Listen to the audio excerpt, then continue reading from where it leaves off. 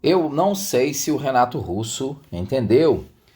É isso mesmo que você ouviu, eu não sei se o Renato Russo entendeu. Olá, hoje é sábado, dia 6 de agosto de 2022, e nós estamos aqui uma vez mais para deixarmos nosso breve estudo bíblico sobre o livro de 1 Coríntios. Você sabe bem, estamos no desafio em Lagoinha Castelo, Lagoinha Toronto, de lermos a Bíblia juntos. Leozão me pediu que bolasse um desafio e a ideia foi simplesmente lermos um capítulo da Bíblia por dia e todos os dias deixarmos aqui na página do YouTube da Lagoinha Castelo, bem como no canal do Spotify da igreja, um breve estudo com mais informação sobre esse capítulo que lemos. E você pode ir lá no áudio, ouvir o áudio, curtir, compartilha com seus amigos, compartilhe com as suas listas de distribuição, com seus grupos, edifique as pessoas para que elas também possam ter mais informação sobre o texto bíblico. Nós já fizemos Mateus, Marcos, Lucas, João, já fizemos Atos, já fizemos Romanos e agora estamos fazendo 1 Coríntios. Mais de 130 estudos já postados na página do YouTube da Lagoinha Castelo para a edificação da sua vida. O desafio é muito simples. Nós também sempre falamos aqui, compre a Bíblia 365, ela vai mudar seu hábito de leitura da Escritura, porque ela divide o texto da leitura por dia. Um trecho do Velho Testamento, um trecho do Novo, um trecho de Salmos e um trecho de Provérbios. E se você fizer a leitura de maneira regular todos os dias, ao final de um ano, você terá lido a Bíblia toda. E lembre-se, nós temos vários estudos da Bíblia na igreja. Às segundas-feiras, às 15 horas, nós temos o Sermão do Monte, às 20 horas, Panorama Bíblico. Às quartas-feiras, nós temos às 19 horas, Sermão do Monte. Quinta-feira, às 14 horas e às 20 horas, nós temos o livro de Atos sendo estudado. E nos domingos, às 8h30, Escola Bíblica Dominical com 1 Pedro. E amanhã começa, às 17 horas, Escola Bíblica Dominical com o livro de Mateus. Vamos então para o nosso estudo de hoje. Nosso estudo de hoje é 1 Coríntios 13, um trecho famosíssimo da Bíblia, um trecho poético da Bíblia que muitas pessoas conhecem, inclusive o Renato Russo, que cantou uma música chamada, eu não lembro exatamente o nome da música, mas era Ainda que eu falasse a língua dos homens, que eu falasse a língua dos anjos, sem amor eu nada seria. Obviamente, eu sou um péssimo cantor, mas se você é da década de 1980, se você é da década de 1990, você se lembra dessa canção. Mas eu não sei de verdade se o Renato Russo entendeu o que o texto queria dizer. Nós vamos ler 1 Coríntios 13, de 1 a 3, e diz assim: Ainda que eu fale a língua dos homens e dos anjos, se não tiver amor, serei como sino que ressoa, ou como prato que retine. Ainda que eu tenha o dom de profecia e saiba todos os mistérios e todo o conhecimento e tenha fé capaz de mover montanhas, se não tiver amor, nada serei. Ainda que eu dê aos pobres tudo que possuo e entregue o meu corpo para ser queimado, se não tiver amor, nada disso me valerá.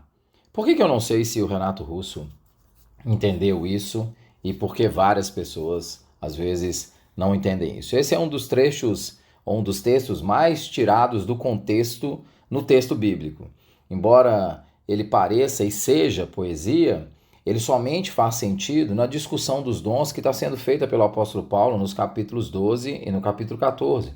Ou seja, 1 Coríntios 13 faz parte de todo um contexto que vai do capítulo 12 até o capítulo 14, que mostra o propósito do uso dos dons no corpo, da diversidade de dons no corpo. Não é uma poesia simplesmente que está sendo cantada. Quantos de nós já não fomos em cerimônias de casamento e até mesmo eventualmente funerais em que 1 Coríntios 14 está sendo proclamada, dando uma ideia da nobreza do amor e da importância do amor. Mas o texto não é um texto poético sobre o amor. Paulo não está dizendo isso em nenhuma hipótese. O David Pryor, que a gente utiliza como texto para referência aqui em 1 Coríntios, ele conta de um certo pregador que substituía a palavra carisma, do grego aqui, pela palavra cavalheirismo.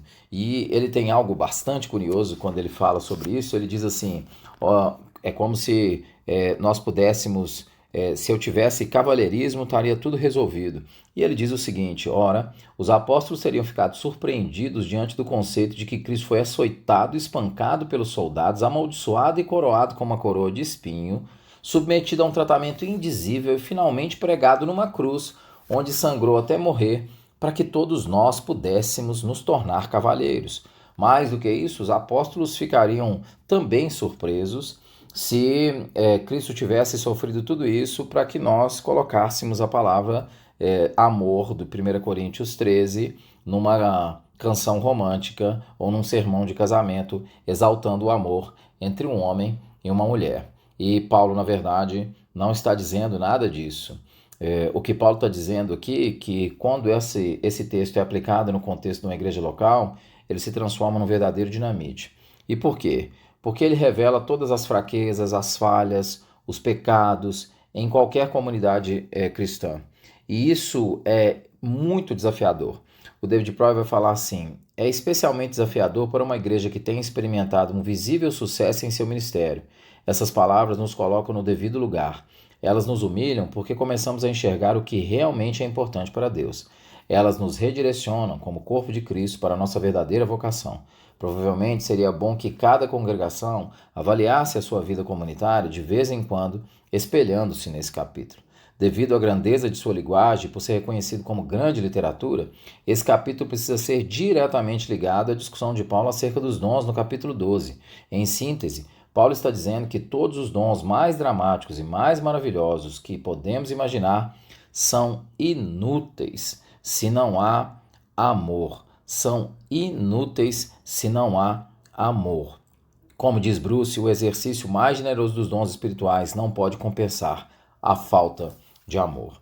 E o que exatamente Paulo está dizendo com isso? Ele está dizendo, no versículo 1, que ainda que eu fale em línguas, ainda que eu fale em línguas dos próprios anjos, ainda que eu tenha o dom de línguas, se eu não tenho amor, eu simplesmente ofendo as pessoas. Ou eu canto uma música sem melodia.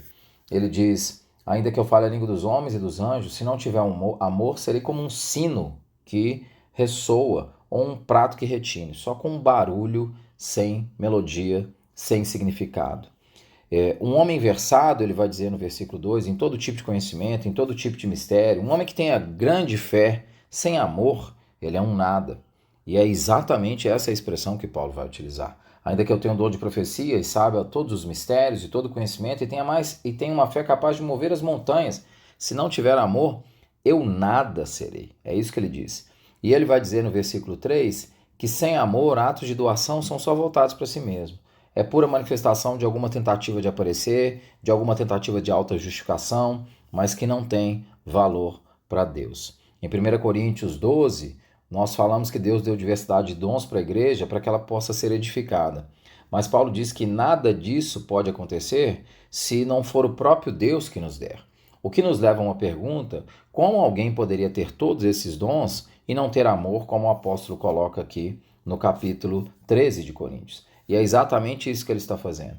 Ele está nos provocando num cenário hipotético que tem muito sentido para os coríntios, mostrando para eles o seguinte, que qualquer dom ou manifestação da presença de Deus, entre aspas, é totalmente sem importância se não está pautado no amor.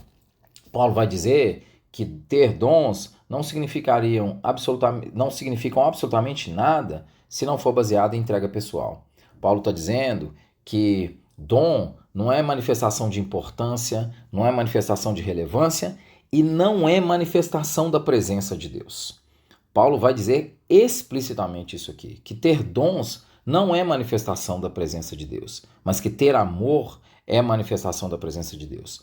Porque foi assim que Cristo agiu conosco, nos amou e entregou a sua própria vida por nós. Deus não nos dá dons para testar a nossa espiritualidade.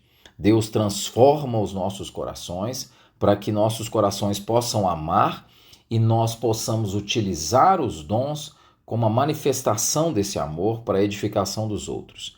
A utilização de dons sem amor é culto morto. É isso que Paulo está dizendo em 1 Coríntios 13. Quando eu faço esses estudos, eu fico pensando, eu olhei para o versículo 2, num homem versado no conhecimento e que não tem amor, eu pensei que a gente pode ter ótima teologia e a gente ainda pode ter uma vida espiritual morta. A gente pode ter ótimas ações de caridade, doar as coisas e ter uma vida espiritual completamente morta. A gente pode ter cultos que têm músicas muito bonitas, alguns mistérios, algumas pessoas com alguns atos sobrenaturais, e ainda assim está vazio de amor, é culto morto. É simplesmente culto sem significado. Quando eu faço esses estudos, eu fico me perguntando como é que nós estamos deixando todas essas coisas passar e como é que nós não estamos prestando atenção. Porque a igreja de Corinto, na verdade, somos nós. A igreja de Corinto é só uma manifestação clássica de como nós somos no nosso seio da igreja hoje. Como é que nós somos como igreja? A gente tem conhecimento, a gente tem possibilidade de aprender, mas nos falta em múltiplas ocasiões amor. Eu acho que o Renato Russo não entendeu quando ele cantou, mas eu acho que nós também não entendemos. Que Deus tenha misericórdia de nós.